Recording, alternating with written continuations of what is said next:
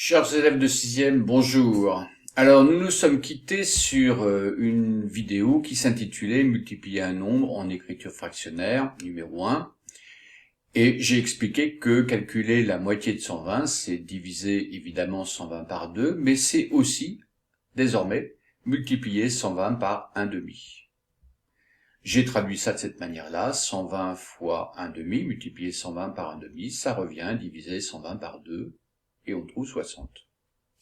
Calculer le tiers de 120, c'est évidemment diviser 120 par 3, mais c'est aussi multiplier 120 par un tiers.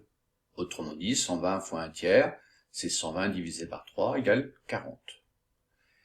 Calculer le quart de 120, c'est évidemment diviser 120 par 4, mais c'est aussi multiplier 120 par un quart. Donc 120 fois un quart, ça revient à diviser 120 par 4, et on trouve 30. Etc. Etc. sous-entend que vous êtes capable de dire que le cinquième de 120, c'est diviser 120 par 5, mais aussi multiplier 120 par un cinquième. Alors, on va corriger ensemble le premier exercice. J'ai précisé les choses. Sans calculatrice, peux-tu donner les résultats de ces multiplications? Alors, 24 fois 1/2, ça revient donc à diviser 24 par 2. Donc, résultat, c'est 12. Multiplier 24 par un tiers, ça revient à diviser 24 par 3. Résultat, 8. Multiplier 24 par un quart, ça revient à diviser 24 par 4. 6. Multiplier 20 par un cinquième, ça revient à diviser 20 par 5. 4. Multiplier 20 par un dixième, ça revient à diviser 20 par 10. 2. 24 multiplié par un sixième, ça revient à diviser 24 par 6. 4. Multiplier 2000 par un centième, ça revient à diviser 2000 par 100. 20. Multiplier 20 par un vingtième, ça revient à diviser 20 par 20. 20 divisé par 20, ça fait 1, et pas 0, hein. Ce n'est pas 20 moins 20, c'est 20 divisé par 20. Multiplier 2,4 par un dixième, ça revient à diviser 2,4 par 10. Résultat, 0,24. Bien. Avez-vous trouvé ces résultats-là? Oui. Alors on passe à la suite. S'il veut bien.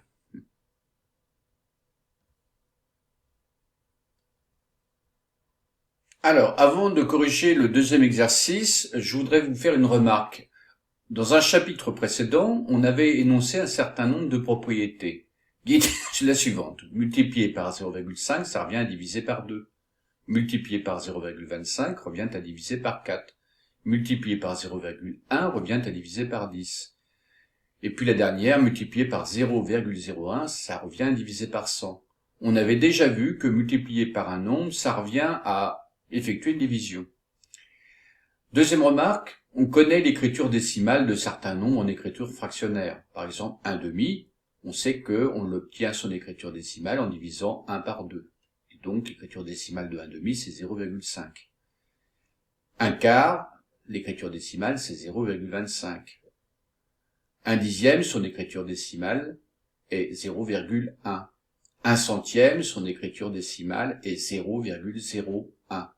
Alors, j'ai repris l'exercice 1, et puis je vous montre que par exemple 24 fois 1/2, puisque 1/2, on peut le remplacer par son écriture décimale 0,5, ça revient donc à multiplier 24 par 0,5. Or, multiplié par 0,5, ça revient bien à diviser par 2. C'est normal, donc on obtient bien 12. Multiplier 24 par un quart, ça revient à multiplier 24 par 0,25. Or, multiplier un nombre par 0,25, ça revient à diviser le nombre par 4. Donc, il est normal que 24 divisé par 4, ça fasse 3. 20 multiplié par un dixième, on sait que l'écriture décimale de 1 dixième, c'est 0,1. Or, multiplier un nombre par 0,1, ça revient à diviser ce nombre par 10. Donc, effectivement, 20 divisé par 10, ça fait 2. 2000 multiplié par un centième, l'écriture décimale de 1 centième, c'est 0,01. Or, multiplier un nombre par 0,01, ça revient à le diviser par 100. Donc, on obtient effectivement 2000 divisé par 100, ça est égal à 20. Et puis pour finir, vous regarderez celui-là, on multiplie 2,4 par 1/10, mais l'écriture décimale de 1/10 c'est 0,1, et donc 2,4 fois 0,1, multiplié par 0,1 ça revient divisé par 10, donc effectivement on trouve 0,24. Voilà, ce qui est pour vous montrer que ce qu'on avait fait précédemment est tout à fait cohérent avec ce qu'on vient d'apprendre sur la multiplication d'un nombre par un autre en écriture fractionnaire. Je passe à la suite.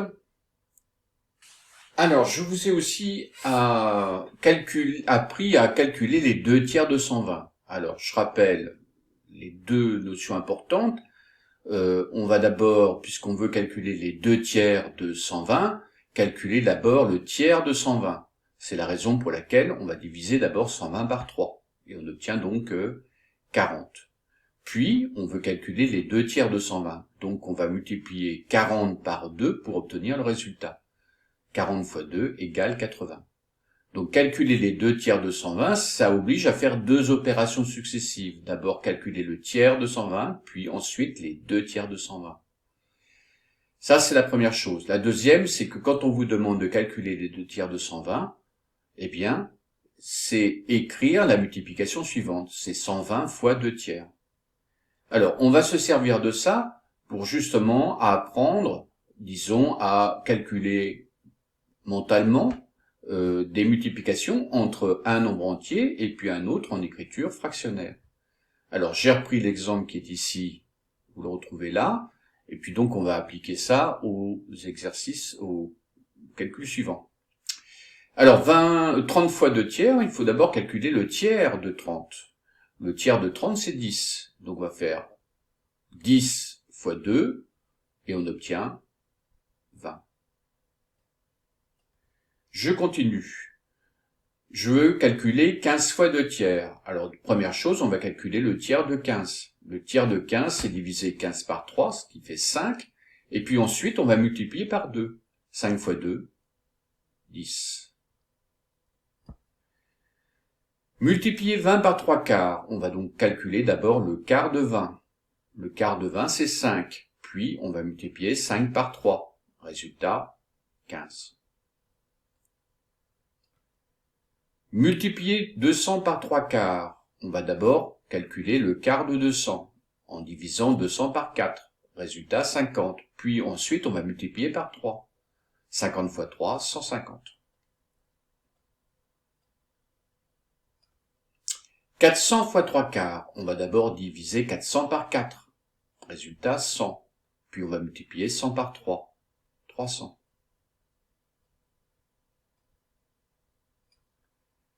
20 fois 2 cinquièmes, on divise donc 20 par 5. 4. Puis on multiplie par 2. Résultat, 8. Multiplier 30 par 2 cinquièmes, on divise d'abord 30 par 5. Résultat, 6. 6 fois 2, 12. 300 divisé par 5, 60. 60 fois 2, 120. Voilà les résultats attendus. Est-ce que vous avez trouvé ces résultats-là? Oui? Tant mieux, bravo. Alors, je passe à la suite et on conclut sur les diapositives suivantes. Alors, vous devez être capable de trouver le résultat d'une multiplication entre un nombre et un autre en écriture fractionnaire. Alors, je vous présente les deux méthodes que nous avons actuellement. C'est pour ça que j'ai recopié deux fois la même multiplication. Le but du jeu, c'est de trouver le résultat de cette multiplication, autrement dit le produit de cette multiplication. Alors, première méthode, eh bien, si on veut calculer 120 fois 3/4, la première chose qu'on peut faire, c'est calculer le quart de 120. En divisant donc 120 par 4. On obtient 30. Deuxième étape, je veux non pas le quart, mais les 3/4 de 120. Donc, on va multiplier 30 par 3 pour obtenir 90. Ça se fait donc en deux étapes. Deuxième méthode. On peut calculer l'écriture décimale de 3/4. Pour ça, on va diviser 3 par 4. Prendre sa calculatrice éventuellement et trouver 0,75. Puis, on va remplacer donc l'écriture fractionnaire par son écriture décimale. Autrement dit, plutôt que de faire 120 fois 3/4, on va faire 120 fois 0,75. Et le résultat est 90. Voilà. Alors, il faut être capable d'utiliser soit l'une, soit l'autre. Je veux dire même, non, mieux que ça, il faut savoir faire les deux. C'est bon? Alors, je vous propose ceci. Je vais donner un autre calcul à effectuer. Ce que je vais vous demander, c'est peut-être de faire une pause pour trouver le résultat. Je vous montre. Alors, voilà, vous devez être capable, par exemple, si je vous demande de calculer 4/5 de 80 €, première étape, de remplacer cette consigne par ce calcul-là. Une multiplication entre 80 et 4/5. Donc, le but du jeu, c'est de trouver le résultat. Alors, je vous laisse peut-être prendre votre calculatrice. Ce que je vous propose, c'est de faire une pause sur votre vidéo, et puis on se retrouve pour donner les résultats juste après. C'est bon? Ok. Attention, c'est parti. Alors, première étape, on doit calculer 80 fois 4/5. Donc on va d'abord diviser 80 par 5.